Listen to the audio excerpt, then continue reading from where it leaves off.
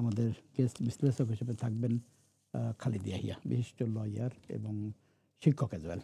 Khalid, thank you. গত 2 সপ্তাহ আমি বাইরে থাকার কারণে অন্যরা আমাদের প্রোগ্রামকে করেছেন। তো এই সপ্তাহে আমরা যে সমস্ত ঘটনাবলী দেখেছি, বা এই সপ্তাহে যে সমস্ত ঘটনাবলী, মুসলিম বিশ্বের যে সমস্ত ঘটনাবলী আমরা আলোচনা করি, তার মধ্যে একটি গুরুত্বপূর্ণ ঘটনা আমরা গতকালকেই সম্ভবত নিউজে অথবা আজকে এটা নিউজে আসছে, আমাদের বাংলাদেশে একটি দুর্ঘটনা ঘটেছে। এর সঙ্গে সঙ্গে আমাদের অন্যান্য বিষয় যেগুলো রয়েছে, আমরা বরাবরের মতো ইসরায়েল, গাজা, সিরিয়া এবং অন্যান্য মুসলিম বিশ্বের ঘটনাবলী আপনাদের সামনে তুলে আনবো এবং আলোচনা করব। প্রথমেই আমরা দেখতে চাই একটি নিউজ রিপোর্ট, যেটা বাংলাদেশের যে দুর্ঘটনা ঘটেছে, একটি প্রশিক্ষণ বিমান যেটাকে বলি আর কি, একটি স্কুলের উপরে পড়ার কারণে যে দুর্ঘটনা ঘটেছে এবং দুর্ঘটনাতে কি ঘটেছে সেটি নিউজ রিপোর্ট আমরা দেখব। নিউজ রিপোর্ট দেখে এসে আমরা একটু আলোচনা করব এই বিষয়টি। সুপ্রিয় দর্শক মণ্ডলী, আমাদের স্ক্রিনে নাম্বার আছে, এই নাম্বারে আপনারা যে কোনো সময় ফোন করে আমাদের সাথে কথা বলতে পারবেন, মন্তব্য থাকলে মন্তব্য করতে পারবেন, অথবা কোনো বিষয়ের সাথে আলোচনা করতে চাইলে সেটাও করতে পারবেন। আমরা চলে যাচ্ছি এই নিউজ রিপোর্টটিতে।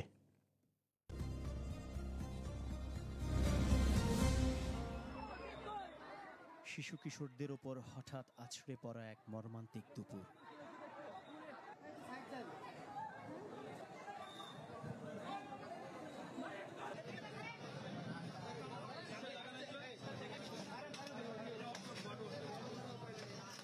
ক্লাসরুম থেকে সরাসরি হাসপাতালে মা বাবার আদর মাখা কোমল শরীরগুলোতে আগুনের সে কি ভীষণ যন্ত্রণা। পুড়ে যাওয়া হাত, জ্বলে যাওয়া মুখ, ভস্মীভূত হওয়া এক ঝাঁক স্বপ্ন।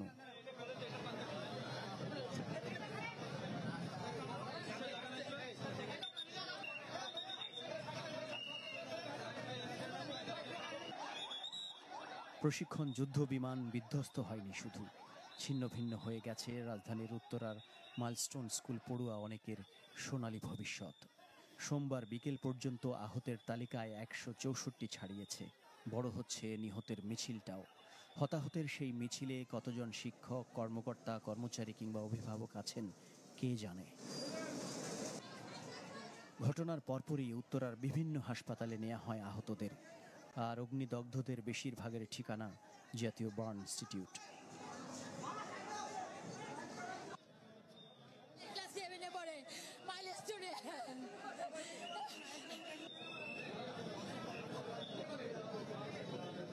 মাথায় আকাশ ভেঙে পড়া এক বেদনার মুহূর্তে এ হাসপাতাল থেকে সে হাসপাতাল, স্বজনদের ছোটাছুটি, প্রিয়জনদের খোঁজে। আমার কলিজা আমি এত কষ্ট কইরা পালছি, আমার কলিজাতকে আল্লাহ এত বড় ছেল দিল। 70 থেকে 80% আসলে বার্নের আক্রান্ত হয়েছে এবং ইতিমধ্যে কিছু ডেড বডিও পাওয়া গিয়েছে। প্রথম যে ছাত্রগুলি আসছে তাদের ম্যাক্সিমাম তাদের বার্ন হয়েছে, 100% বার্ন ছিল এবং স্কিন খুলে খুলে পড়ছে, এটা আমাদেরকে দেখতে হয়েছে। দগ্ধদের অনেকের শরীর পুড়ে গেছে 80 থেকে 90%। পরিস্থিতি সামাল দিতে হিমশিম খাচ্ছে হাসপাতালও। যারা আহত অবস্থায় আছেন, যারা সংকটাপন্ন অবস্থায় আছেন, তাদের পাশে আমরা সবাই এসে দাঁড়াবো। তাদের চিকিৎসার জন্য আমরা সমস্ত ব্যবস্থা গ্রহণ করব এবং এই বিয়োগান্ত ঘটনা, এই মর্মান্তিক দুর্ঘটনা কেন ঘটলো অবশ্যই আমরা তদন্ত করে দেখব। বার্ন রোগীর ক্ষেত্রে সবচেয়ে প্রধান হুমকি হচ্ছে সংক্রমণ। সো আপনারা দয়া করে হাসপাতালের ভেতরে প্রবেশ করা থেকে বিরত থাকবেন। এমন মানবিক বিপর্যয়ের শেষটা কোথায় গিয়ে দাঁড়াবে জানে না কেউ। তবে হতাহতদের পরিবারগুলো হয়তো জেনে গেছে এ শোক ভারী হবে আকাশ সমান।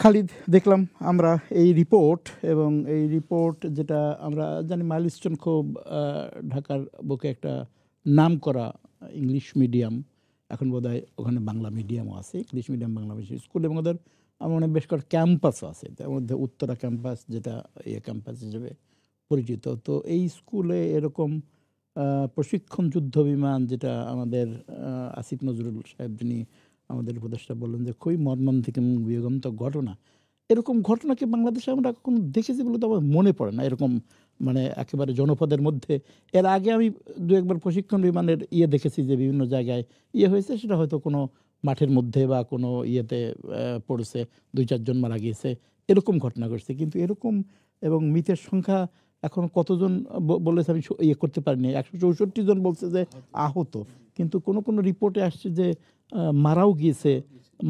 সে নাম্বারটা কত আমি জানি না, বা নাম্বারটা আমার কাছে ক্লিয়ার নাই যে কতজন মারা গিয়েছে। তো এখন এটা এইভাবে জনপদের মধ্যে প্রশিক্ষণ বিমান, এটা তো খুবই আনইউজুয়াল। মানে সাধারণত সমস্ত প্রশিক্ষণ বিমান হয় ওই সেন্ট মার্টিন দ্বীপে বা কোনো জনমানবহীন এরিয়াতে বা কম মানবহীন এরিয়াতে। তো এটা এটা এটা কি কি কি কি এরকম মানে ইয়ে হলো যে এরকম এত বড় দুর্ঘটনা ঘটে গেল, কোনো ক্লু আছে কিনা? ধন্যবাদ ডক্টর কামরুল ভাই। এবং আমরা আজকে অনুষ্ঠানের শুরুতেই এই যে বিয়োগান্তক মর্মান্তিক একটা ঘটনা ঘটলো, এখানে আমাদের যে কোমলমতি শিশুরা মারা গিয়েছে তাদের জন্য আমরা দোয়া করি, এবং যে শোক সন্তপ্ত পরিবার তাদের প্রতি আমরা সহমর্মিতা প্রদর্শন করি এবং দোয়া করি আর কি। আসলে তো এটা খুবই একটা বিয়োগান্তক ঘটনা, এবং এখানে তো মানে কার কোনো কন্ট্রোল ছিল না, শিক্ষা প্রতিষ্ঠান এবং এয়ারপোর্টের কাছেই আর কি এই ঘটনাটা ঘটেছে। এবং মাইলস্টোন তো একটা নাম করা, ওদের স্কুল শাখা আছে, কলেজ শাখা আছে, ইংলিশ মিডিয়াম আছে, বাংলা মিডিয়াম আছে, একটা বড় ধরনের গুরুত্বপূর্ণ শিক্ষা প্রতিষ্ঠান উত্তরাতে মেইনলি তারা এই তাদের প্রতিষ্ঠানগুলো একদম এয়ারপোর্টের একদম কাছেই আর কি। তো আসলে এই ঘটনাগুলো বাংলাদেশের আগেও অনেকবার ঘটেছে আর কি। তবে আপনি যেটা বললেন যে এটা আসলেই খুবই একটা এটা আনএক্সপেক্টেড একটা ইভেন্ট হয়েছে আর কি।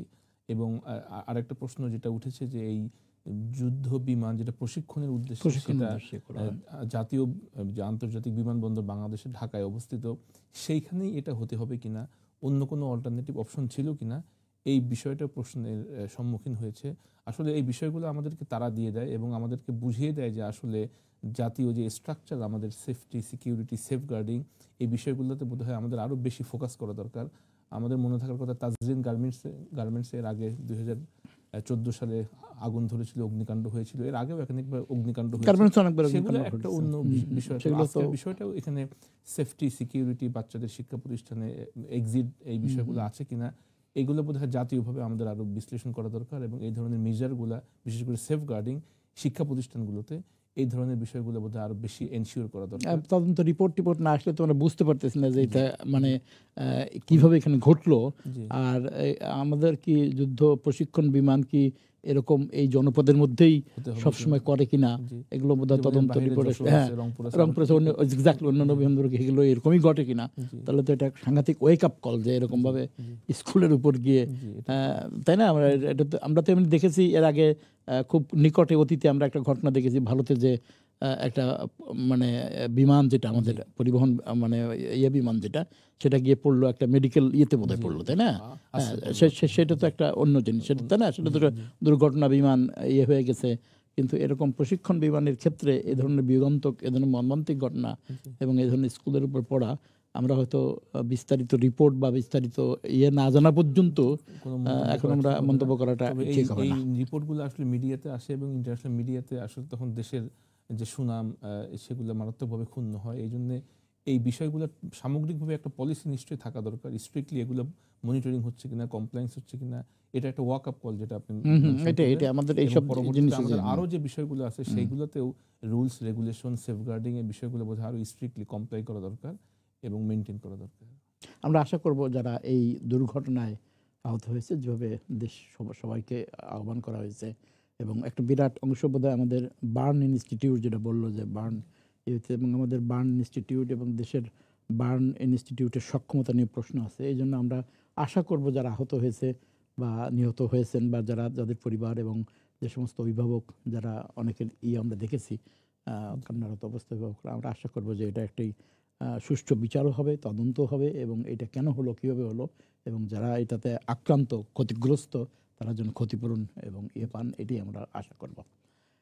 আমরা চলে যাচ্ছি আমাদের গাজা এরিয়াতে আমরা বহু কিছু দেখছি গত এবং বিশেষ করে একটা জিনিস যদি আমরা আলোচনা করেছি কিন্তু বারবার আসছে যে কিভাবে গাজার মানুষেরা খাদ্য নিতে গিয়ে কিভাবে প্রতিদিন এটা হচ্ছে, এবং এটা কোনোভাবেই মেনে নেওয়া যায় না যে এটা বোধহয়, কারণ এই সমস্ত স্ট্যাম্পেড টাইপের খাদ্য নীতি ঘটনা হয়তো একবার দুবার ঘটতে পারে বিভিন্ন জায়গায়, যেহেতু হাঙ্গেরি লোকাল লাইন, কিন্তু এগুলোর জন্য এক ধরনের সাজানো, পরিকল্পিত এবং এই ধরনের ঘটনা হিসেবে এটা আসছে।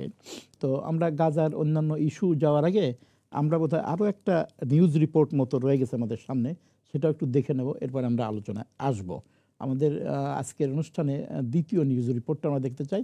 এবং সুপ্রিয় দর্শক মণ্ডলী, যারা এই মুহূর্তে আমাদেরকে ফেসবুকে বা অন্যান্য সোশ্যাল মিডিয়াতে দেখছেন, অথবা যারা সরাসরি স্ক্রিনে দেখছেন, আপনারা স্ক্রিনের নাম্বারটিতে ফোন করে আমাদের সঙ্গে কথা বলতে পারবেন। যে কোনো বিষয়ে আপনাদের নিজস্ব কোনো মন্তব্য থাকলে সেটা করতে পারবেন, অথবা আমাদের সাথে এই বিষয়ে আরও বিস্তারিত আলোচনা করতে চাইলে সে সুযোগ রয়েছে সরাসরি স্ক্রিনের নাম্বারটিতে ফোন করে আমাদের সাথে কথা বলার। আমরা চলে যাচ্ছি আমাদের দ্বিতীয় নিউজ রিপোর্টের দিকে। দ্বিতীয় নিউজ রিপোর্ট দিকে আমরা আবার ফিরে আসবো সুপ্রিয় দর্শক মণ্ডলী।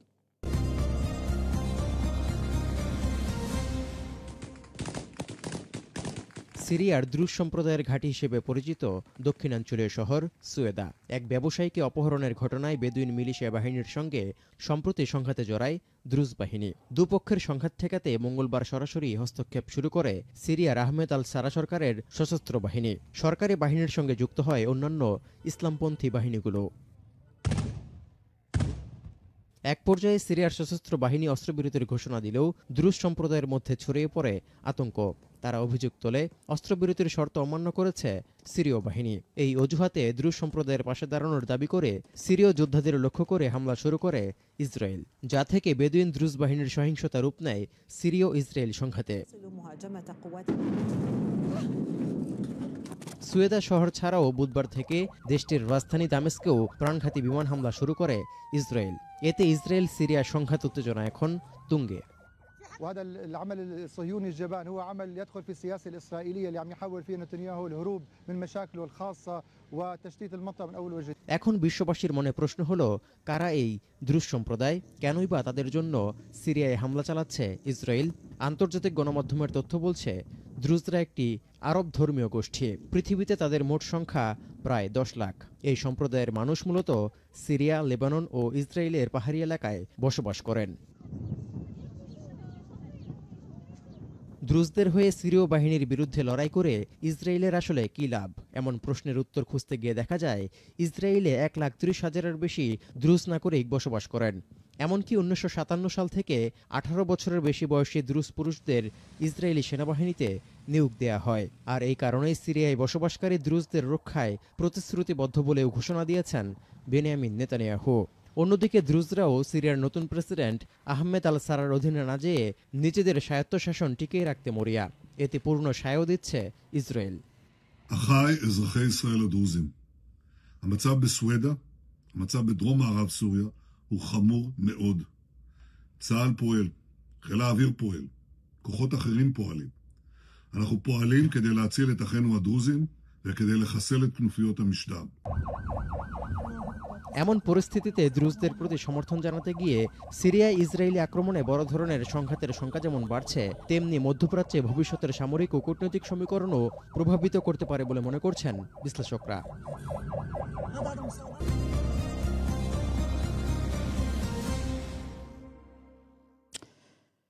সুপ্রিয় দর্শক মণ্ডলী, আমরা ফিরে আসলাম এই আমাদের যে সিরিয়ার ঘটনাটি, আমরা এখানে যে নিউজ রিপোর্টটা দেখলাম দ্রুজদেরকে কেন্দ্র করে, এবং রিপোর্টে অনেকেই ইয়ে করেছে, যদিও বিষয়টা হয় নাই। এই দ্রুজ নামে একটা যে গোষ্ঠী ওখানে আছে, যেটা বলা হয়ে থাকে 10 লাখ বা 1 মিলিয়নের উপরের মানুষ ওখানে, এবং কয়েকটা দেশে এরা আছে, সিরিয়াতে আছে, লেবাননে আছে, ইসরায়েলেও হোল ইয়েতেও আছে, কিছু জর্ডানেও আছে।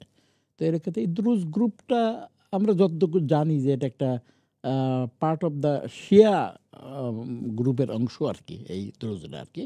যেমন ওখানে আরেকটা গ্রুপ আছে, আমরা বলে থাকি আলাভি, যেটা আমাদের এর আগের যে প্রেসিডেন্ট হাফিজ আল আসাদ বা বাশার আল আসাদ ছিল, এদের গ্রুপটাকে বলা হতো, এটাও সে একটা স্প্লিন্টার গ্রুপ আলাভি আর কি। তো এই ঘটনাটা ঘটার পরে দুইটা জিনিস এখানে মোর কমপ্লেক্স তৈরি হয়েছে।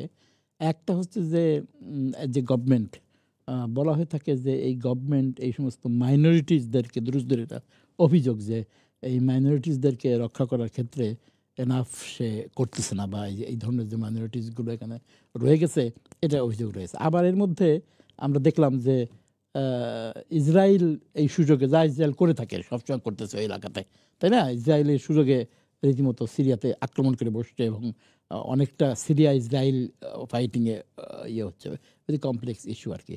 তো এটা কি যে আহমেদ সারার যে গভর্নমেন্ট, তারা কি আসলে এই ক্ষেত্রে ফেল করতেছে বা এরকম ঘটনা তো আরও দু একটা ঘটেছে, নাকি এইসব কমপ্লেক্স হ্যান্ডেল করার মতো গভর্নমেন্টের অবস্থা নেই, এবং এই ক্ষেত্রে যে বলা হচ্ছে যে এটা আসলে পরবর্তী আরও ওয়াইডার স্কেলে এই ধরনের ঘটনাকে ইয়ে করতে পারে। তো কি মনে হয় এই ঘটনা তো বেশ আলোচিত এবং ইন্টারন্যাশনালিও খুব ইয়েতে আসছে আর কি। তো তোমার কি মনে হয় এই ঘটনার বিশ্লেষণটা কি কি দাঁড়ায় ঘটনা, যে এটা কি আসলে অন অফ ঘটনা বা এরকম ঘটনা, নাকি এটা আরও বিস্তারিতভাবে ইয়ে হতে পারে, বা ইসরায়েল কেন এখানে এত বোল্ডলি অ্যাটাক করতেছে? এই দুটি বিষয় আমাদের সামনে পরিষ্কার হওয়া দরকার। আমরা জানি যে সিরিয়া তো খুবই গুরুত্বপূর্ণ মধ্যপ্রাচ্যের একটা কি ফ্যাক্টর, ইতিহাস, ঐতিহ্য, সম্পদ, প্রাচুর্য, সভ্যতায় ভরপুর একটি দেশ সিরিয়া, এবং প্রায় 11 বছর যে গৃহযুদ্ধ হলো অথবা বহিঃশত্রুর যে আক্রমণ, সেখান থেকে মাত্র তারা রেস্কিউ হয়ে একটা নতুন সরকারের নেতৃত্বে মোটামুটি তারা ইন্টারন্যাশনাল যে প্ল্যাটফর্ম, সেখানে মোটামুটি তাদের নিজেদের অবস্থান, নিজেদের ভিতরে বিভিন্ন যে গ্রুপগুলো আছে তাদের সাথে মোটামুটি একটা রিলেশন মেনটেন করে এবং আন্তর্জাতিক সম্প্রদায়ের সাথে মোটামুটি একটা সম্পর্ক মেনটেন করে তারা মোটামুটি চলার চেষ্টা করছে, স্থিতিশীলতার দিকে যাচ্ছে। এবং আমরা দেখি যে মোটামুটি একটা মধ্যম পন্থা আর কি, কোনো উগ্রবাদী বা কোনো এক্সট্রিম ভিউ না রেখে মোটামুটি সব গ্রুপের সাথে একটা নেগোসিয়েশন। ইভেন আমরা দেখলাম যে ইরান ইসরায়েল যে যুদ্ধ হলো সেখানেও কিন্তু সিরিয়ার পক্ষ থেকে কোনো পজিশন নেওয়া হয়নি, বরঞ্চ তারা একটা নীরব দর্শকের মতোই তারা চাচ্ছে যে আমাদের দেশের ভিতরে আগে স্থিতি অবস্থা আসুক। এটা মূলত সিরিয়ার অবস্থা, যেটা আমরা বুঝতে পারি আর কি। যে বিষয়টা আপনি বললেন যে দ্রুজ সম্প্রদায়, আমরা জানি যে ইসরায়েলের কিছু পলিসি আছে, সেই পলিসি হচ্ছে, অথবা যারা মোটামুটি মোরল পৃথিবীতে তারা যে কয়েকটা কাজ করে থাকে তার ভিতরে একটা হচ্ছে যখন শত্রু কোনো বাহিনী থাকে সেই দেশের ভিতরে একটা ক্ষুদ্র জনগোষ্ঠীকে তারা তাদের ফেভারে রাখতে চায়, এবং এখানে উদ্দেশ্য থাকে যে যখন কোনো ক্রিটিক্যাল সিচুয়েশন থাকবে অথবা পরবর্তীতে ভবিষ্যতে সেই সম্প্রদায়কে কাজে লাগিয়ে দেশের ভিতরে একটা অস্থিতিশীল অবস্থা তৈরি করা এবং ওখান থেকে কিছু বেনিফিট তৈরি করা। এখানে যদি আমরা রিপোর্ট দেখি তাহলে মনে হবে যে যেটা রিপোর্টে বলা হলো বা মিডিয়াতে এসছে, যে একটা সেখানে বলা হচ্ছে যে যারা মাইনরিটি তাদেরকে সরকার ঠিকমতো অ্যাড্রেস করছে না, নোটিস করছে না, সুযোগ সুবিধা দেওয়া হচ্ছে না, এই কারণে ইসরায়েল বাহির থেকে এসে তাদেরকে প্রোটেকশন দিচ্ছে আর কি। যদি আমরা এইভাবে দেখি তাহলে দেখব যে তার নিজ দেশ ফিলিস্তিনে প্রায় 80% স্থাপনা ধ্বংস করা হয়েছে। আমরা দেখলাম যে ত্রাণের জন্য মানুষ খাবার নিতে এসছে, সেইখানেও মানুষকে গুলি করে একদিনে 100-র বেশি মানুষকে হত্যা করা হচ্ছে। তো এই যখন তাদের ভূমিকা একটা দেশে, তারা আরেকটা দেশে ক্ষুদ্র একটা জনগোষ্ঠীর তাদের নিজেদের ভিতরে হয়তো সংঘর্ষ হয়েছে, সেইখানে তাদেরকে প্রোটেকশন দেওয়ার নামে একটা দেশের সভরেন্টি উপেক্ষা করে, ভায়োলেট করে সেখানে মানুষকে হত্যা করছে। এইটা মাইনরিটি রক্ষার যে প্রিন্সিপাল তার সাথে এটা সামঞ্জস্য না, এবং তাদের যে দাবি সে দাবি মোটেও টেকে না। এটা হচ্ছে যে একটা আধিপত্যবাদ, যেটা আমরা বলে থাকি যে যারা সবসময় ক্ষমতার ইয়ে করে থাকে, প্রভাব বিস্তার করে থাকে, তারই একটা বহিঃপ্রকাশ আমরা দেখলাম। এবং একাধিক তাদের প্রভাবশালী রাষ্ট্র স্পোক্সপারসন তারা বলেছে যে আমরা সিরিয়া বলতে কোনো আলাদা সভরেন রাষ্ট্র কান্ট্রি এটা আমরা মানি না, এবং তাদের প্ল্যান হচ্ছে এই সিরিয়া এটা ভেঙে 5টা আলাদা ফ্রন্ট হবে, এই ফ্রন্টগুলো বিভিন্ন রাষ্ট্রের সাথে অ্যালাই হয়ে যাবে, এবং স্বাধীন সার্বভৌম সিরিয়া বলে যে রাষ্ট্রের কনসেপ্ট, সেই কনসেপ্টে আমরা বিশ্বাস করি না, এবং এরকম কোনো রাষ্ট্র থাকবে না আর কি। এটা হচ্ছে তাদের মানে রাষ্ট্রের পক্ষ থেকে বিভিন্ন গুরুত্বপূর্ণ ব্যক্তিরা বলেছে। আবার অপরদিকে বলা হচ্ছে যে সিরিয়া হচ্ছে ফিলিস্তিনের সবচেয়ে কাছের এবং সবচেয়ে বৃহত্তর জনগোষ্ঠীর একটা রাষ্ট্র, এবং সিরিয়ারা তারা মনে করে থাকে যে প্যালেস্টাইন যে কজ, এটা তাদের নিজেরও একটা কজ, কারণ 1967 সালে যে গোলান হাইটস সহ অনেক যেটা দখল করা হয়েছে সেটা সিরিয়ার একটা অংশ দখল করে রেখেছে ইসরায়েল। এবং দেখা যাচ্ছে যে এই আসাদ সরকারের পতনের পরেই মূলত ইসরায়েল যত বেশি অ্যাটাক করেছে, বিগত দিনগুলোতে এত অ্যাটাক সিরিয়াতে করা হয়নি। অর্থাৎ দেখা যাচ্ছে যে যখন একটা রাষ্ট্র কিছুটা নাজুক অবস্থায় আছে, নিজেরা দাঁড়ানোর চেষ্টা করছে, সেই সময় সুযোগ নিয়ে, যেটা আপনি মেনশন করলেন, সুযোগ নিয়ে ইসরায়েল যে অ্যাটাকটা করেছে, এটা অবশ্যই violation of the international norms. এবং আমরা দেখেছি যে পৃথিবীর গুরুত্বপূর্ণ রাষ্ট্রগুলো তারা এই হামলার নিন্দা করেছে। তবে নিন্দা করাটাই তো মূলত শেষ না, আরেকটা দেশের সভরেন্টিকে উপেক্ষা করে মানুষকে নির্বিচারে গুলি করে হত্যা করা, এটা অবশ্যই নিন্দনীয় কাজ, violation of international norms, international ল।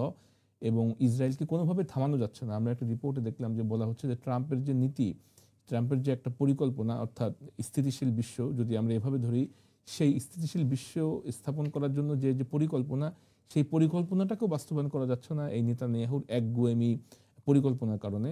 আরও একটা রিপোর্ট আমরা দেখলাম যে নেতানিয়াহু মূলত এই যে যুদ্ধ এক একটা এক্সটেনশন করছে, এটা মূলত তার নিজের যে ক্ষমতার মেয়াদকাল সেইটাকে বাড়ানোর জন্য নতুন নতুন ইস্যুকে তৈরি করা, নতুন নতুন একটা ফ্রন্টে যাওয়া, নতুন জায়গায় যাতে পুরো বিশ্বের মানুষের ফোকাসটা ওই দিকে থাকে এবং এর মাধ্যমে তার নিজের যে ব্যক্তিগত ক্ষমতার যে বিষয় সেটা যেন আর দীর্ঘায়িত হয়। এটাও আরেকটা কারণ যেটা আমরা অ্যানালাইসিস করে জানতে পারি। আমরা একটা বিষয় এখানে লক্ষ্য করতে পারি, সেটা হচ্ছে যে ওই ড্রুজরা চাচ্ছে তাদের ওই অঞ্চলে বোধহয় এক ধরনের স্বায়ত্তশাসন বা কিছু একটা, যেটাতেও ইসরায়েলের আমার মনে হয় ইন্ধন রয়েছে, বা এটার মানে একটা কারণ হতে পারে যে ওই যে কথাটা আসলে যে ইসরায়েল আসলে এই আসাদ চলে যাওয়ার পরে যে সিরিয়া আসছে বা সিরিয়া চেষ্টা করতে, সিরিয়ার গভর্নমেন্ট সব পক্ষকে মিলিয়ে এক ধরনের, এটা বোধহয় ইসরায়েল ওই যে কথাটা বলছে যে সে সিরিয়ার স্বাধীনতা আসলে ইসরায়েল বিশ্বাস করে না, যার কারণে ইসরায়েল এটাকে কত ভাগে ভাগ করার নানা রকম পরিকল্পনা যেটা ইসরায়েলের রয়েছে, সেটার কারণেই সে বোধহয় এইসব জায়গাতে খুব বেশি। এবং যেহেতু প্রথম দিকেই ইয়ের পরেই ইসরায়েল ব্যাপকভাবে সিরিয়াতে বোম্বিং করে তার অনেক সক্ষমতাকে সাংঘাতিকভাবে মিলিটারি বিশেষ করে ক্যাপাবিলিটিকে নষ্ট করে দিয়েছে, এটাও একটা ইস্যু যেটা সিরিয়ার জন্য খুব প্যাথেটিক, যে সিরিয়া তার ইয়ে দেখলেও সে সেখানে কিছু করতে পারছে না। আর যেহেতু এর আগে সিরিয়া, ইরান এদের মধ্যে এক ধরনের ইয়ে ছিল এবং এইসব ক্ষেত্রে যে ব্যালেন্সটা ছিল সেটাও বোধহয় নষ্ট হয়ে গেছে। এই জন্য সিরিয়ার অনেক ঘটনাই ফিউচারে মিডল ইস্টের বিভিন্ন জায়গাতে বোধহয় ব্যাপক প্রভাব বিস্তার করতে পারে বলবে আমাদের ধারণা আর কি। জি, আপনি রাইটলি মেনশন করেছেন। আমরা জানি যে যখন কোনো পার্শ্ববর্তী রাষ্ট্র কোনো অ্যাটাক করে, সেটা সাধারণত সীমান্তবর্তী কোনো এলাকায় নর্মালি আক্রমণ করে, সেখান থেকে হয়তো আস্তে আস্তে গুরুত্বপূর্ণ জায়গা অথবা রাজধানীর দিকে তারা এগিয়ে আসে। এবার যেটা হয়েছে 16 তারিখে, সেটা হচ্ছে তারা রাজধানীর একদম মূল কেন্দ্রবিন্দু, যেটা মূল স্কয়ার প্রতিরক্ষা মন্ত্রণালয়ের পাশে, সেইখানেই তারা মূলত এবং ওয়ার্কিং আওয়ারে দিনের বেলা পরিকল্পিতভাবে যে আক্রমণটা করেছে, এবং এটা লাইভ টেলিকাস্টেড হয়েছে এবং তারা এটা প্রচার করেছে যে একজন সংবাদ উপস্থাপিকা উনি উপস্থাপনা করাকালীন সময়ে বোমা হয়েছে তার পিছনে প্রতিরক্ষা মন্ত্রণালয়ে, এবং সারা বিশ্ব এটা পর্যবেক্ষণ করেছে বা দেখেছে লাইভ। এটার মানে হচ্ছে যে সামগ্রিকভাবে যে মিডল ইস্টের যে স্টেটের যে একটা অবস্থান এবং টোটাল আরব যে বিশ্ব, তাদেরকে একটা থ্রেটের ভিতরে ফেলানো এবং তাদেরকে দেখানো যে ইসরায়েলের যে শক্তি, এবং এই যেটা আপনি শেষে মেনশন করলেন যে এই ধরনের কার্যক্রম এটা ভবিষ্যতে মিডল ইস্টের জন্য সামগ্রিকভাবে আরব বিশ্বের জন্য একটা ক্ষতিকর থ্রেটের একটা বিষয়। এবং ইসরায়েল যতদিন মানে মিডল ইস্টে এই ধরনের কার্যক্রম পরিচালনা করবে, অর্থাৎ ইসরায়েলের অস্তিত্বটাই হচ্ছে মিডল ইস্টে অশান্তির একটা কারণ এবং স্থিতিশীলতা মিডল ইস্টে আসার ক্ষেত্রে সবচেয়ে বড় অন্তরায়। Thank you. সুপ্রদর্শ মণ্ডলী, আপনার সাপ্তাহিক মুসলিম বিশ্ব দেখছেন, ইসলাম চ্যানেল বাংলার নিয়মিত প্রোগ্রাম। আমরা এই প্রোগ্রামের একটা ছোট্ট বিরতিতে যেতে হবে। বিরতির পরে ফিরে এসে আরও বিষয় রয়েছে যেগুলো আলোচনা করব। আমরা চলে যাচ্ছি ছোট্ট একটা বিরতিতে।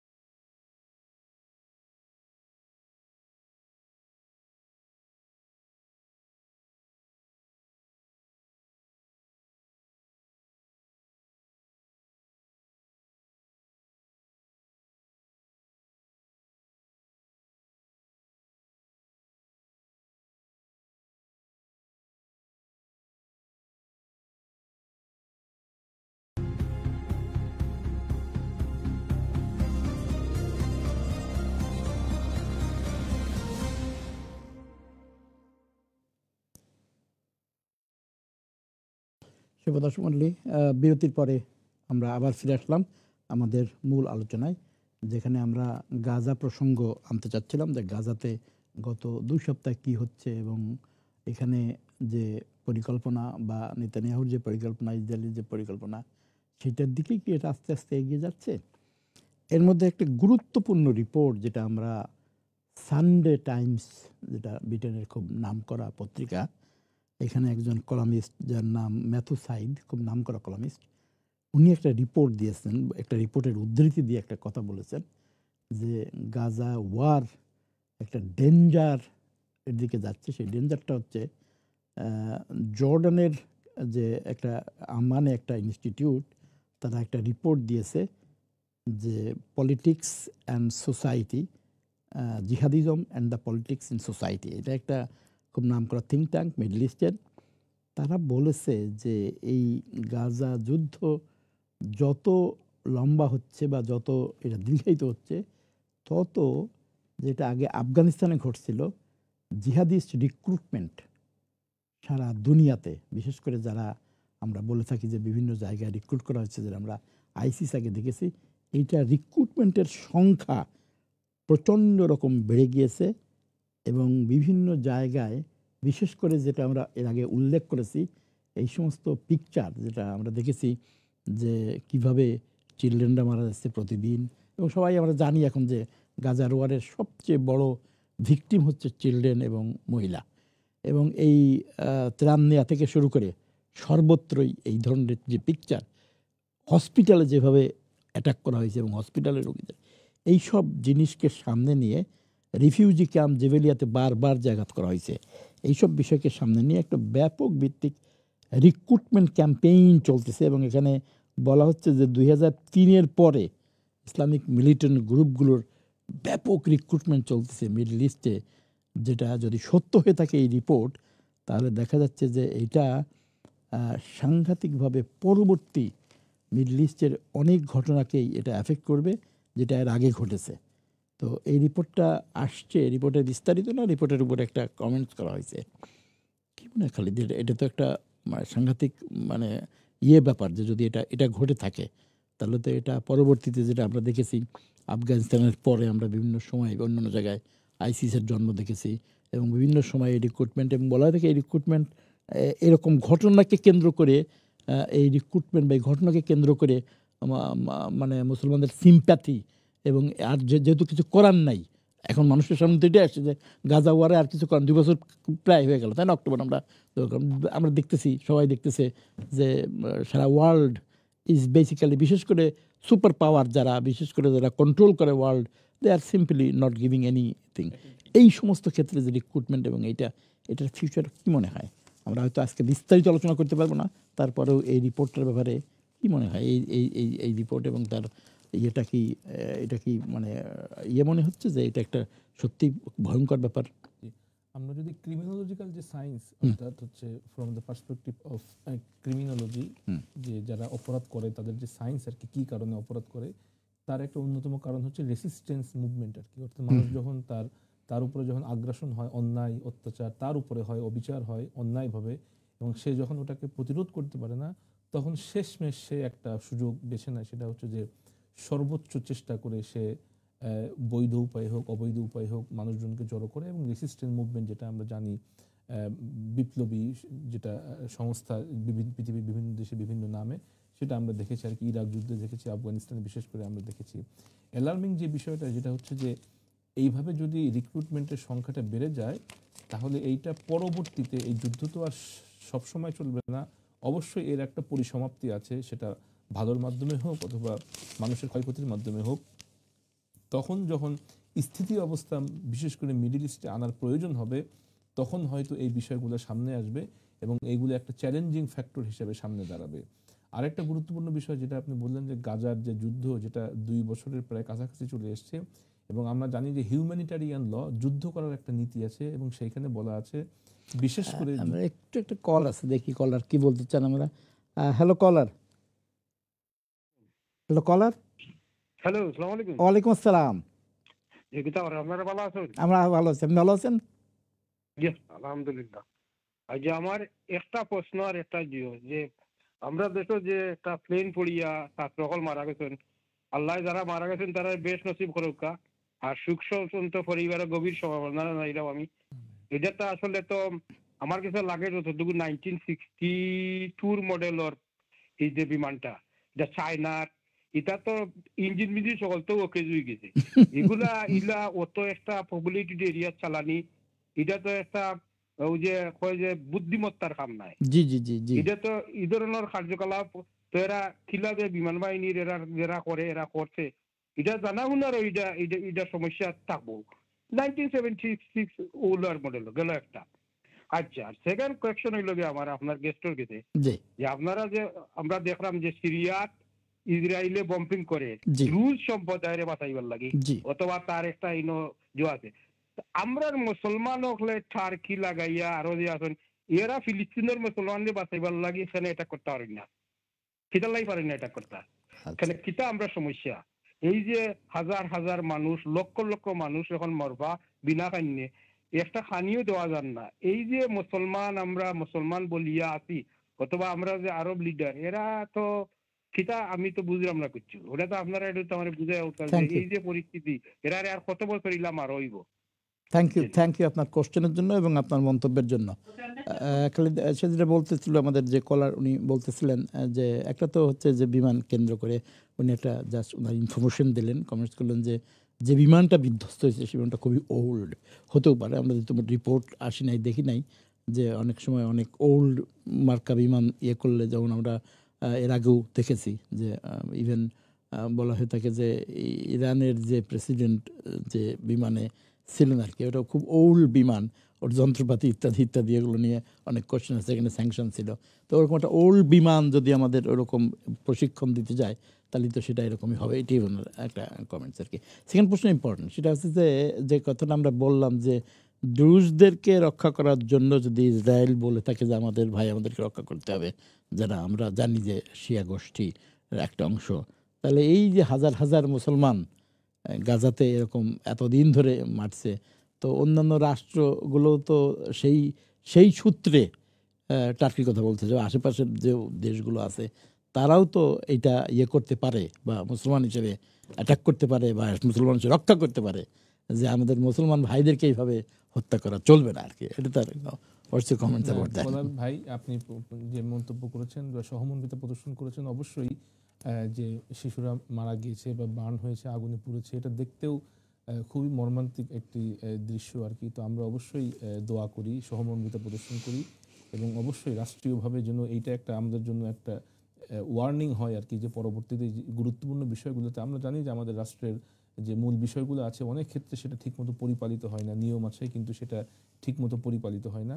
এইটার জন্য আমাদের জন্য একটা ওয়ার্নিং কল হয় যে আমরা পরবর্তীতে বিশেষ করে গুরুত্বপূর্ণ বিষয়গুলোতে, যেখানে বাচ্চাদের বিষয়গুলো, শিশুদের বিষয়গুলো, যুবকদের বিষয়গুলো জড়িত, সেফগার্ডিং যে বিষয়গুলো, যেটা এখানে খুব বেশি গুরুত্ব দেওয়া হয়, এই বিষয়গুলোর জন্য খুব বেশি গুরুত্ব দেওয়া হয় রাষ্ট্রের সর্বোচ্চ জায়গায়, সব জায়গাতে, স্টেজে। এটার জন্য একটা ওয়ার্নিং কল হয়, এবং তদন্ত রিপোর্ট যদি আসে তখন আমরা মূলত জানতে পারবো যে আসলে এটার মূল ত্রুটি কী ছিল, যান্ত্রিক কী ত্রুটি ছিল। তবে অবশ্যই এটা ঘনবসতিপূর্ণ জায়গায় এই ধরনের মহড়া বা এই ধরনের প্র্যাকটিস এটা করা ঠিক না, এটা অন্তত আমরা এই পর্যায়ে বলতে পারি। দ্বিতীয় যে বিষয়টা ভাই বলেছেন অত্যন্ত গুরুত্বপূর্ণ, এবং এই একটা বিষয়ের কারণেই কিন্তু মধ্যপ্রাচ্যের এই সামগ্রিকভাবে এই সমস্যা। তবে আরব বিশ্ব যে একেবারেই নীরব ছিল সেইটা এমন না। আমরা যদি 1948 সাল থেকে দেখি তাহলে দেখব যে 56 সালে, এরপরে 67, 73, প্রতিটা যুদ্ধেই কিন্তু তারা তাদের মতো করে তাদের স্ট্র্যাটেজিক্যাল সিচুয়েশন থেকে তারা রেসিস্ট করার চেষ্টা করেছে। তবে আমরা জানি যে আমরা যাদের সাথে এই বিষয়টাতে যুদ্ধ করছি, বা যারা আমাদের বিপরীত পক্ষ যদি আমরা বলি, তাদের পলিসি, তাদের স্ট্র্যাটেজির সাথে আমরা হয়তো তখন থেকে পেরে উঠছি না, এবং ড্রাস্টিক চেঞ্জ মধ্যপ্রাচ্যে হয়েছে 90 সাল থেকে। আপনি অবশ্যই, বা দর্শক শ্রোতা আপনারা অবশ্যই সেই ইতিহাসের প্যারাডাইমটা জানেন। 90 থেকে মূলত 1993 সালে যে অস্লো চুক্তি, তখন থেকে একটা প্যারাডাইম শিফট হয়েছে মধ্যপ্রাচ্যে, এবং পর্যায়ক্রমে প্রতিবেশী যে রাষ্ট্রগুলো আছে তারা তাদের স্ট্র্যাটেজি যে কোনো কারণেই হোক, normalisation of relations with Israel এই বিষয়ে চলে এসছে। মিশর প্রথমে এসছে, এরপরে অন্যান্য আরও কয়েকটা রাষ্ট্র এসছে। তো এই কারণে আপনার প্রশ্নটা খুবই গুরুত্বপূর্ণ, যে অন্য একটা দেশের ক্ষুদ্র জনগোষ্ঠীকে কেন্দ্র করে তারা যদি অ্যাটাক করতে পারে, আমরা যদি ধরে নিই যে তাদেরকে রক্ষা করার জন্য, তাহলে অন্যান্য যে রাষ্ট্রগুলো আছে তারা কেন ফিলিস্তিনের ভাই বোনদেরকে রক্ষা করার জন্য আক্রমণ করতে পারছে না বা আরো বোল্ড স্টেপ নিতে পারছে না? এটা অবশ্যই গুরুত্বপূর্ণ একটা বিষয়, এবং এই একটা বিষয়ে যদি মধ্যপ্রাচ্যের মুসলিম দেশগুলো অন্তত কিছুটা শক্তি তারা প্রদর্শন করতে পারে এবং একমত হতে পারে যে ফিলিস্তিনের ক্ষুদ্র জায়গায় যে ভাই বোনেরা, মুসলিম ভাই বোনেরা, শিশুরা আছে, তারা যে এভাবে নির্বিচারে হত্যা হচ্ছে, আমরা ওআইসির এই রাষ্ট্রগুলো একত্রিত হলাম এবং এখন থেকে আমরা অবশ্যই একটা পদক্ষেপ নিব যে আর যেন কোনো হত্যাযোগ্য না হয়। এই একটা সিদ্ধান্তে যদি তারা আসতে পারে তাহলে তো 2 বছর যাবত আমরা এই যে প্রতিদিন মৃত্যুর যে নিহতের যে সংখ্যা, এই যে ছবি, এটা তো আমাদেরকে দেখতে হয় না। অবশ্যই এখানে মুসলিম যে রাষ্ট্র প্রধানরা আছে তাদের দুর্বলতা আছে, তাদের লিমিটেশন আছে, তাদের ব্যর্থতা আছে। আমরা আজকের এই অনুষ্ঠান থেকে এবং নিয়মিত আমরা এই আলোচনাগুলো করি, তবে আমরা এতটুকু আশা রাখি যে অবশ্যই এই আলোচনা, আপনার যে পর্যবেক্ষণ, এর মাধ্যমে অবশ্যই আমরা আশা করি, দোয়া করি যে অবস্থার অদূর ভবিষ্যতে ইনশাল্লাহ উন্নতি হবে এবং আমরা একটা শান্তিপূর্ণ মধ্যপ্রাচ্য দেখতে পাবো। শুভ দর্শক মণ্ডলী, আমরা যে অনুষ্ঠানের মাধ্যমে সাপ্তাহিক মুসলিম বিশ্ব, যে অনুষ্ঠানে মুসলিম বিশ্বের বিভিন্ন ঘটে যাওয়া গুরুত্বপূর্ণ ঘটনাবলী এবং সেখান থেকে বাছাই করা ঘটনাবলী নিয়ে আমাদের গেস্টের সঙ্গে আলোচনা করে থাকি। যারা এই মুহূর্তে টেলিভিশন খুলছেন তারা মানে তাদের সামনে আমরা আগে বলেছি, আমাদের গেস্ট, আজকের গেস্ট হচ্ছে খালিদ ইয়াহিয়া, যে একজন আইনজীবী এবং শিক্ষক। খালিদ, আর একটা রিপোর্ট এটা আসছে হলো নিউ ইয়র্ক টাইমসের এই সপ্তাহে, খুব ইন্টারেস্টিং একটা রিপোর্ট। এটা হচ্ছে ওমর বাট্টাব, উনি হচ্ছেন professor of holocaust and genocide studies at Brown University, আমেরিকার খুব নাম করা ইউনিভার্সিটি, ব্রাউন ইউনিভার্সিটি, সেখানকার হলোকস্ট এবং জেনোসাইড স্টাডিজ। তার আর্টিকেলের মেইন এটা হচ্ছে, I am a genocide scholar, I know it when I see it. I am a genocide scholar, I know it when I see it.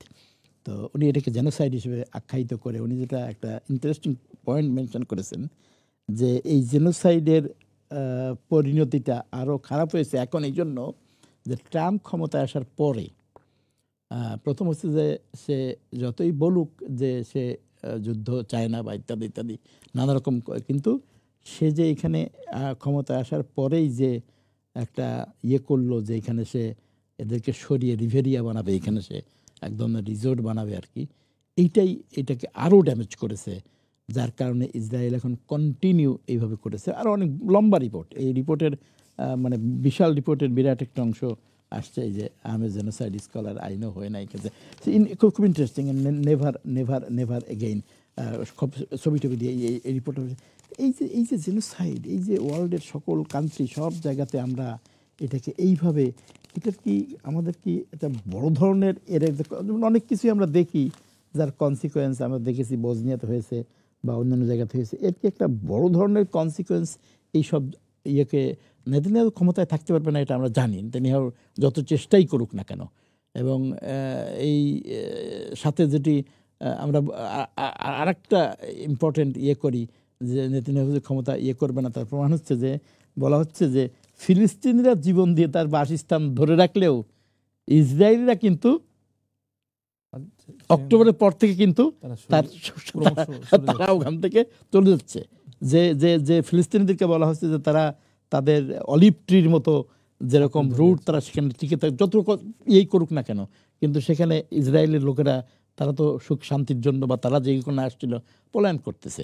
তো এই যে দুটো রিপোর্টের আমরা দেখতে পারি যে এর পরেও ইসরায়েল বা তার আইডিএফ বা তার নেতানিয়াহু এদের কি কোনো হচ্ছে না যে এখানে আলটিমেটলি এই যুদ্ধে বা আলটিমেটলি এই নেতানিয়াহু যে কোনোভাবেই শেষ পর্যন্ত টিকবে না, এইটা কি নেতানিয়াহু এবং তার কোনো কনসিয়েন্সাস আছে কি, বা থাকলে কি কোনো মনে হয় যে এরা এটা কোনো কনসিডার করতেছে, নাকি এরা এগুলো আসলেই ওভারলুক করতেছে বা দেখতেছে না, যা হবে হবে, এটা আগে করি, কি মনে হয়? এবং আমরা দেখেছি গত 2 সপ্তাহ বোধহয় এর মধ্যে কম দেখেছি যে নতুন যে যুদ্ধবিরতির একটা আসছিল, সেটাও বোধহয় আবার ফেড আউট হয়ে গেছে, সেটারও কোনো আমরা দেখতেছি না যে যুদ্ধবিরতির প্রস্তাবনা। তো প্রথম প্রশ্নটা আমার যে এটা কি ইসরায়েল কি আসলে বুঝতেছে না, বা তার ইসরায়েলের মন্ত্রী পরিষদ বা ইসরায়েলের যারা লেখনী অনেক জুইশ, এই লোক জুইশ যিনি লিখেছেন আর কি, তো এইসব রিপোর্ট কি এদের কাছে কোনো গুরুত্ব পাচ্ছে না? আচ্ছা, আমরা যখন প্রথম বিশ্বযুদ্ধ শেষ হওয়ার পরে পৃথিবী তখন তেমন কোনো একটা আলোড়ন সৃষ্টি হয়নি। এর মাত্র 21 বছর পরে আবার যখন প্রায় 6 বছর মেয়াদী দ্বিতীয় বিশ্বযুদ্ধ শেষ হলো 45 সালে, তখন কিন্তু তাদের ওয়ার্ল্ড লিডার্স তাদের ভিতরে মোটামুটি একটা রিয়েলাইজেশন এসেছিল যে আর এই ধরনের প্রাণঘাতী কাজ যদি করা না যায়, এবং তখন ইউএন হলো, ইউএন চার্টার হলো, সবগুলো আমরা জানি, universal declaration of human rights হলো, ইন্টারন্যাশনাল হিউম্যানিটারিয়ান ল নতুন করে কনসেপ্টটা গ্রো করলো, রেড ক্রসের মতো জায়গা প্রতিষ্ঠান তৈরি হলো, এরপরে 4টা প্রোটোকল তৈরি হলো, এবং মোটামুটি একটা ধরনের একটা ডকুমেন্টেড একটা সিস্টেমের ভিতর দিয়ে আমরা মোটামুটি এগিয়ে যাচ্ছিলাম আর কি। জেনোসাইডের যে বিষয়টা, এরপরেও আমরা দেখেছি পৃথিবীর বেশ কয়েকটা জায়গায়, ইউগোস্লাভিয়া, কোসোভো, সার্বিয়াতে বিভিন্ন জায়গায় হত্যাযজ্ঞ হয়েছে, তবে সেটা একটা স্পেসিফাইড টাইমের ভিতরে হয়ে এটা পরবর্তীতে যে কোনো কারণেই হোক, পরাশক্তিগুলোর হস্তক্ষেপের কারণে সেগুলো থেমে গিয়েছে। এক্সেপ্ট এই মিডল ইস্টের বা প্যালেস্টাইন যে পার্টিকুলার কজ, সেইখানে শুধু আমরা দেখছি যে এটা বিশেষ করে 2000 সালের পর থেকে একটা ঘটনা, প্রায় বলা যায় যে কয়েক বছর পর থেকে একটা বৃহৎ আকারে একটা হত্যাযজ্ঞ চলছে, এবং this is the longest one, যেটা এই 7 অক্টোবর 2023 সাল থেকে চলে আসছে আর কি। এই যে জেনোসাইডের যে কনসেপ্টটা যে উদ্দেশ্যে তৈরি হয়েছিল, আইনে এর ভিতরে অনেকগুলো ফ্রেমওয়ার্ক বলা আছে, এবং এইখানে যদি আমরা এটাকে পার্টিকুলার প্যালেস্টাইনটাকে একটা এক্সাম্পল হিসেবে সেট করি, দেখবো যে এটা অবশ্যই জেনোসাইডের যে 5টা এলিমেন্ট আছে সেই এলিমেন্টের ভিতরে এটা পড়ে, এবং এটা জেনোসাইড, এটা সব জায়গায় এটা স্বীকৃত হয়েছে। যেটা আপনি মেনশন করলেন গুরুত্বপূর্ণভাবে, যে এই যে সারা বিশ্বের মানুষের যে অবজারভেশন, তারা এটাকে যেভাবে নেগেট করছে, এবং স্পষ্টত দেখা যাচ্ছে যে যেটা আপনি ব্যক্তি as Netanyahu as a prime minister of Israel, সে অবশ্যই ক্ষমতায় টিকে থাকতে পারবে না। এবং মিডল ইস্টেরও যদি আমরা উদাহরণ ইতিহাস দেখি, তাহলে দেখবো যে ক্রুসেডাররা, অন্যান্য যারাও এখানে এসেছিল, তারাও কিন্তু এখানে টিকতে পারেনি। হয়তো কিছু সময়, কিছু বছরের সময় হয়তো দীর্ঘ হতে পারে, কিন্তু একটা সময় কিন্তু সেখান থেকে যারা আগ্রাসী শক্তি, তারা কিন্তু অবশ্যই বিতাড়িত হয়েছে। এবং যেটা আপনি একদম রাইট এক্সাম্পল দিলেন, যে ফিলিস্তিনিরা তারা কিন্তু অলিভ ট্রির মতো সেখানে আঁকড়ে আছে, খেয়ে হোক না খেয়ে হোক, তাদের শিশুরা তাদের পরিবার নিয়ে হোক, তারা কিন্তু আঁকড়ে আছে মাটি কামড়ে। কিন্তু অপরদিকে যদিও তারা বলে যে প্রমিজ ল্যান্ড, অর্থাৎ তারা যে কারণেই হোক ইসরায়েল এসেছিল, তারা কিন্তু আমরা দেখি যে এই 7 অক্টোবরের পর থেকে, বিশেষ করে এই বছরে তারা একের পরে এক তারা সেখান থেকে চলে যাচ্ছে। বিশেষ করে ইরান যুদ্ধের পরে এই ঘটনাটা আরো বেড়েছে আর কি। অর্থাৎ আমরা একটা পার্থক্য দেখতে পারি আর কি, যে ওই ল্যান্ডের প্রতি কাদের আসলেই প্রমিজ আছে, এবং যারা ভিতর থেকে ওই ল্যান্ডটাকে ওন করে আর কি। এখন যে বিষয় হচ্ছে যে এই যে সারা বিশ্বের মেকানিজম, এই মেকানিজমের ভিতরেও কেন এই যে ইসরায়েলকে ঠেকানো যাচ্ছে না, যেটা আপনি খুব রাইটলি মেনশন করলেন, যে ট্রাম্প আসার পরে এই যে লিগালাইজ করে দেওয়া, ওপেনলি বলা যে ওই জায়গাটা আমার দরকার, এবং ওইখানে আমি এই একটা প্ল্যান করেছি, যখন এরকম একটা ওপেন ডিক্লারেশন দেওয়া হয়, অ্যাকনোলেজ করা হয়, এন্ডোর্স করা হয়, তখন অপরপক্ষ সে তো এটা মনে করেই যে এটা আমার জন্য একটা ওপেন এন্ডোর্সমেন্ট, সেখানে আমি যা খুশি তাই করতে পারি। এবং আমরা বিভিন্ন সময় দেখেছি যে ট্রাম্প হয়তো এটা লোক দেখানো হতে পারে, আনুষ্ঠানিকতা হতে পারে, বিভিন্ন বিষয়ে সে হস্তক্ষেপ করার চেষ্টা করেছে, বা তার এক ধরনের রিকমেন্ডেশন ছিল, সেটা নেতানিয়াহু সম্পূর্ণ নেগেট করেছে, উপেক্ষা করেছে। তো এই যে দেখা যাচ্ছে যে ব্যালেন্স অফ পাওয়ারের ক্ষেত্রে সম্পূর্ণভাবে মানে বর্তমান সিচুয়েশনে ইসরায়েলের prime minister say out of control, যেটা আমরা বলতে পারি সেরকম, এবং তাকে একমাত্র রক্ষা করতে পারে আইদার তাকে ইন্টারনাল পলিটিক্স। এই রিপোর্টগুলো, এগুলো তো ওয়েস্ট পত্রপত্রিকা একদম আসছে। ওয়েস্টের যারা থিঙ্কার, তারা কি চিন্তা করতেছে না যে নেক্সট এই যুদ্ধটাকে কেন্দ্র করে মানে যেভাবে ইয়াংদেরকে রিক্রুট করা হচ্ছে, বলা হচ্ছে, এবং আমরা বললাম যে হ্যাঁ এরকম সময় তো মানুষকে করা যায়, এন্টাইজ করা যায়, যে দেখো চিলড্রেন, দেখো কি করতেছে এরা। ছাড়া অতএব এর যে কনসিকুয়েন্স পরবর্তীতে, গ্লোবাল কনসিকুয়েন্স যেটা এই যুদ্ধের, এদের মাথায় কি এটা, মানে যারা ওয়েস্টের যারা বুদ্ধিজীবী, ওয়েস্টের যারা চিন্তাশীল, ওয়েস্টের যারা আমরা বলি সোশ্যাল থিঙ্কার, তাই না, এদের মাথায় কি এইসব জিনিসগুলো কি আসলে কাজ করতেছে না, নাকি তারাও আসলে অসহায়? আমরা এই যুদ্ধকে কেন্দ্র করে ওয়েস্টের সাধারণ মানুষের ভিতরে, বিশেষ করে যুবক এবং নারীদের ভিতরে যে একটা তার তুলনায় যারা সিভিল সোসাইটি, তাদের ভিতরে লেখালেখি, পত্রপত্রিকা, জার্নাল, পাবলিকেশন, এই বিষয়টা অ্যাড্রেস করার, সেই হিসাবে আমরা কম্পারেটিভলি অনেক কম দেখি, ইনসিগনিফিকেন্ট নাম্বার অফ পাবলিকেশন আমরা দেখি। এটাই বলতেছি, তবে এইটা বেশি হওয়া দরকার ছিল, বিশেষ করে ওয়েস্টার্ন সিভিল সোসাইটি।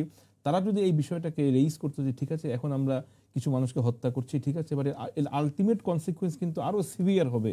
আমরা হয়তো কিছু মানুষকে হত্যা করছি, কিন্তু যে সিচুয়েশনটা তৈরি হচ্ছে, কনটেক্সট, সেটা পরবর্তীতে কন্ট্রোল করা আরো মোর চ্যালেঞ্জিং হবে। এই বিষয়টা বোধহয় ওয়েস্টার্ন সিভিল সোসাইটি তার বোঝা উচিত, এবং আমরা পরবর্তীতে আলোচনা করবো আর কি। সময় আমরা শেষের দিকে, কিন্তু একটা বিষয় আমার ইয়ে থেকে ইয়ে করেছিল, যেটা আমরা আজকে আলোচনা করবো, পরবর্তী আলোচনা করবো, সেটা হলো যে আমাদের ঘরের কাছে, বিশেষ করে বাংলা ভাষাভাষী মুসলমানদের ঘরের পাশেই যে রোহিঙ্গাদেরকে নিয়ে আমরা অনেক সময় হয়তো রোহিঙ্গাদের উপরে আলোচনায় বিভিন্ন সময় পার্শিয়ালি আলোচনা করেছি, কিন্তু খুব ইন্টারেস্টিং যে এটা এখন দেখা যাচ্ছে যে রোহিঙ্গারা তো এখন দুই ভাগে ভাগ হয়ে গেছে না। একটা অংশ আমাদের এখানে বলে আমরা মিলিয়নের উপরে, তাই না, আমাদের এই বাংলাদেশের পার্টে এসছে, আর ওখানেও প্রায় বলা হয় থেকে 6 থেকে 700,000 এখনও কিন্তু ওই ল্যান্ডে রয়ে গেছে, ওই ল্যান্ডে more than 500,000, no question about that. এবং ওই ল্যান্ডে যারা রয়ে গেছে তাদেরকে কিন্তু এখন যেহেতু মায়ানমারে এক ধরনের যুদ্ধের ইয়ে চলছে, মায়ানমারের জান্তার সাথে বিভিন্ন এতে, ওখানে কিন্তু মায়ানমারের জান্তারা তাদেরকে হাঙ্গার উইপনাইজ করে, হাঙ্গার ইয়ে করে, এই গত সপ্তাহ রিপোর্টে আসছে যে 25 জন মারা গিয়েছে, এবং এটাকে একটা লং টার্ম ইয়ে হিসেবে তারা ইউজ করতেছে। এবং যেখানে আমরা হয়তো সুযোগ পেলে আলোচনা করব, এখানে কিন্তু চায়নার একটা বিরাট, আমরা যদি রিপোর্টের বিহাইন্ড দ্য ইয়ে দেখি যে এটা কিন্তু ঘটতেছে, ওখানকার জান্তা করুক আর ওখানকার ইয়ে করুক, কিন্তু চায়নার একটা রোল রয়ে গেছে আর কি। তো এই বিষয়ে কোনো কুইক কমেন্টস, কারণ আমাদের সবার সাথে সময় একদম রোহিঙ্গার এই ইস্যুটা মিয়ানমারের সাথে এইটা অবশ্যই ওখানে যে বড় প্লেয়ারগুলো আছে ইন্ডিয়া এবং চায়না, তাদের অবশ্যই ওখানে ইন্টারেস্ট অথবা রোল, অ্যাক্টিভ অথবা ইনঅ্যাক্টিভ এক্সপ্রেস ইমপ্লাইড এই বিষয়টা আছে। তবে রোহিঙ্গা বিষয়টা খুব সহসাই যে সলিউশন হবে সেটা আমরা দেখি না। তবে নেগেটিভ সিভিয়ার কনসিকুয়েন্স জন্য আরো বেশি না আগায়, অন্তত এই বিষয়ে প্রিভেন্টিভ মেজার এখন থেকে নেওয়া দরকার। আর আলটিমেট সলিউশন সেটা পরে হতে পারে, বাট এখন থেকে কিছু প্রিভেন্টিভ মেজার নেওয়া যেতে পারে যাতে ফার্দার কিলিং আর না হয়। ওকে, থ্যাংক ইউ। আমরা মনে হয় রোহিঙ্গার এই বিষয়টা, যেটা রিপোর্টটা গতকালকে আসছে, আমরা দেখব, এবং পরবর্তীতে রোহিঙ্গাদের যে জেনোসাইড এবং রোহিঙ্গাদের যে ঘটনা আমরা ঘটেছে এটাও আলোচনা করবো, কেন বাংলা ভাষাভাষী মানুষের জন্য জানা প্রয়োজন। অনেকেই মনে করে থাকে রোহিঙ্গাদের কী হলো, এখন কী অবস্থা, এবং ইত্যাদি ইত্যাদি। সুপ্রিয় দর্শক মণ্ডলী, আপনারা এতক্ষণ যাবৎ, প্রায় 1 ঘন্টা যাবৎ আমাদের সাপ্তাহিক মুসলিম বিশ্বের এই অনুষ্ঠান শুনছিলেন। আমাদের সময় আজকের মতো আমরা এখানেই ইতি জানতে যাচ্ছি। Thank you Khaled for your special comments and guest হিসেবে অন্যান্য বিষয়ের যে মন্তব্য। আমাদের সময় আজকে এই পর্যন্তই। নেক্সট সপ্তাহে আপনাদের সামনে আমরা নতুন এবং যে সমস্ত ঘটনাবলী ঘটবে সেগুলো নিয়ে আবার হাজির হব। আমরা আজকের মতো এখানে ইতি জানছি। আল্লাহ হাফিজ।